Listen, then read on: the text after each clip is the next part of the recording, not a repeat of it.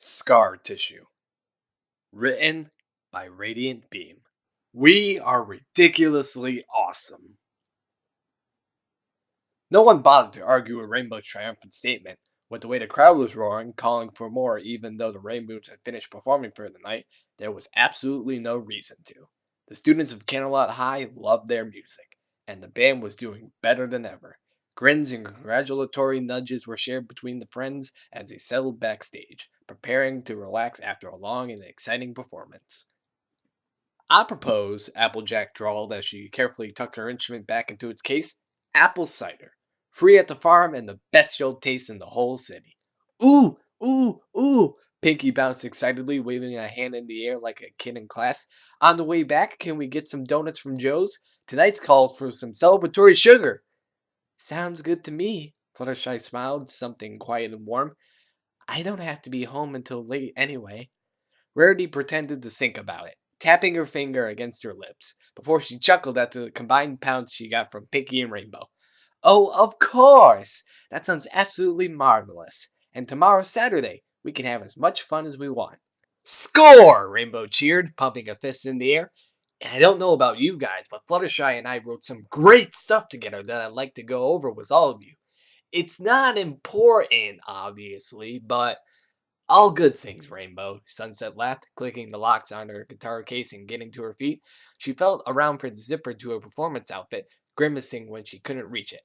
Rare, could you... Yes, yes, no need to say another word. Quick as a flash, Rarity was at her friend's back, gripping the zipper easily and drawing it down. Thank you again for wearing this for me tonight, by the way. I do appreciate it. I just didn't know how it'd look until I put it on someone, and no one else was willing to try it. Applejack suddenly doubled over from a mysterious coughing fit, which quickly morphed into wheezing when Pinky unhealthily slapped her on the back. The redhead smiled, breathing out slightly as the outfit peeled off of her, rolling her shoulders as she grabbed her shirt. It's not a problem, Rarity. It was nice to wear. Much too hard to get out of, though. I'll have to make some adjustments. I hope you won't mind being my... It was only for a moment, but as Rarity had helped ease the outfit off, Sunset had paused, gripping her shirt in her hands as she waited patiently for her friend to finish. She hadn't put her shirt on immediately after, and Rarity's chatter abruptly cut off as she got a good look at her friend's back, briefly bared of her signature red and gold hair. What? Sunset squirmed, suddenly aware of the silence that had fallen over her friends. What is it? Sunset. Rarity's voice had softened considerably, and the silence was so thick that her voice sounded far louder than it should have. What are these? Sunset blanked out completely until she felt Rarity's hands settle between her shoulder blades, right over two very sensitive points of flesh. She flinched instinctively and pulled away, hurriedly pulling her shirt on. Scars, she mumbled. I can see that, yes. I may have asked the wrong question. How did you get them? She was dearly tempted to not answer, to just pick up her guitar case, grab her jacket, and walk right out then and there. It would have ruined the rest of the night, and would have undoubtedly made the whole weekend awkward until she was forced to see her friends again at school on Monday, but it didn't change the fact that she considered it. But she turned around as she picked her jacket up, and froze at the expressions she saw. Fluttershy looked near tears, a hand pressed to her mouth, and even Pinky looked concerned. Well, it would have come up eventually anyway. She sighed heavily as her shoulders slumped, tossing her jacket over her shoulder. From the fall formal, she said. After I was made human again thanks to the blast. Your wings, Rainbow realized. Those are from when I was a raging she-demon. Yeah, Sunset lightened her tone. I got another one at the base of my spine too. From the tail, I think. It didn't quite have the effect she hoped it would. Rarity had scooped up her forgotten costume, so that was one small victory, but her friend still looked torn somewhere between shock and unhappiness. Come on, girl, she rubbed the back of her neck. You all saw my back when we were fighting the sirens. None of us were looking at your back at the time, Applejack muttered, adjusting her hat so she have something to do with her hands. Other things were going on. I don't get it, Pinky approached Sunset tentatively, as if afraid the girl would bolt the minute she got too close. I didn't think magic would hurt like that. It never hurt any of us, and you seemed really happy when you transformed with us. Sunset sighed again, shifting so she could lean against the wall. It didn't hurt then, she said, accepting that she would need to give her friends a short magical lesson. When I transformed during the Battle of the Bands with all of you, the magic we used was... I guess the best word would be pure. It was doing exactly what it was supposed to from a dependable source. You all saw my transformation during the fall formal. It looked painful, Fluttershy whispered. Sunset smiled sheepishly. Because it was painful. The magic that transformed me was being drawn from a corrupted source, and I was changed against my will. I didn't think that would happen when I put the crown on my head. She shifted a bit to pat her back, as best as she could. Using corrupted magic like that has consequences. I'm frankly lucky it only left some scarring. The unspoken implication was enough to have her friends' eyes widening, all of them sharing slightly horrified looks. Sunset waved a hand, desperately trying to get them all off this topic. Look, consider it a lesson in magic, she said.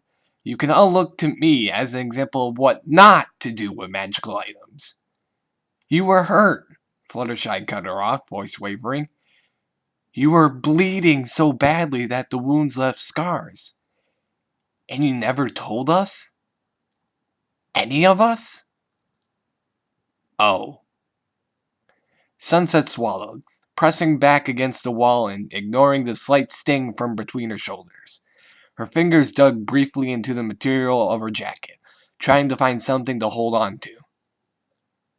I'm not saying I was right, she muttered defensively. It was right after the fall formal. I was still getting to know all of you. And She couldn't avoid it, could she?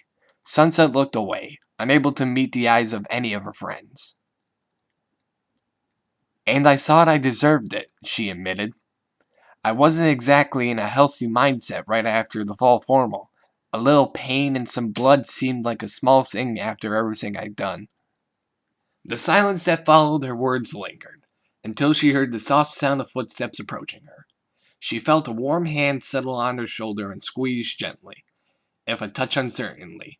She looked up, and Rainbow managed a weak, nervous smile. You know we would have helped you, she said. Any of us would have helped you. Sunset smiled back, swallowing. Yeah, well, I know that now. I wasn't so sure back then. Dummy. Rainbow pulled her into a hug, ruffling her hair affectionately, and just like that the tension broke. Pinky launched herself at them like a rocket, swooping the pair up into a tight hug that had both of them yelping and squirming, lifting them right off the ground. Pinky! Rainbow wheezed. Air! I need air! We both need air! Oh, sorry! Sounding like the least sorry person in the world, Pinky cheerfully dropped them back on the feet. I just figured, you really needed a hug after that. And according to my sister, I'm a great hug giver, so I thought I'd help. Sunset laughed, a breathless sound. That was a great hug, Pinky. Thanks. No problem. Though after this, I gotta say, I think we need a jumbo-sized box of donuts from Joe's. I'm sure the extra sugar will help. She paused. I'm not sure how, but I'm still sure. Sounds like a mighty fine plan to me. Applejack rubbed Sunset's back lightly before pulling her hand away. I'll get the cider ready at the farm. Y'all can meet me there after going to Joe's. Pinky gave a quick salute before bouncing off the stage, taking the stairs 2 at a time. Fluttershy hurried after her to help her with the donuts, but not before giving Sunset's hand a supportive squeeze as she passed by. Sunset smiled and slid her jacket on, blinking when Rarity came to her side with a pained sigh. Do I even want to ask? The redhead wondered. Rarity sighed again. Oh, it's nothing. I'm just wondering what happened to your shirt, you see. I noticed you didn't mention what became of it. Sunset winced. I kind of bled through it. I had to throw it out when the stain wouldn't come off. Thankfully, the blood had never damaged her jacket. She might have actually cried if she had to get rid of her favorite piece of clothing, on top of everything else that happened to her at the formal. Rarity sighed a third time, somehow sounding more pain than before. I suspected as much, yes. Nothing to be done for it, I suppose. I must buy you a new shirt. Rarity you don't need. I insist, Sunset. It's the least I can do to make up for not knowing you were bleeding in the first place. Sunset laughed again at that. Okay. I'm free this weekend. That sounds absolutely perfect. Rarity looped their arms together as they started off after Applejack, and nothing in the world could have wiped the smile off of Sunset's face in that moment.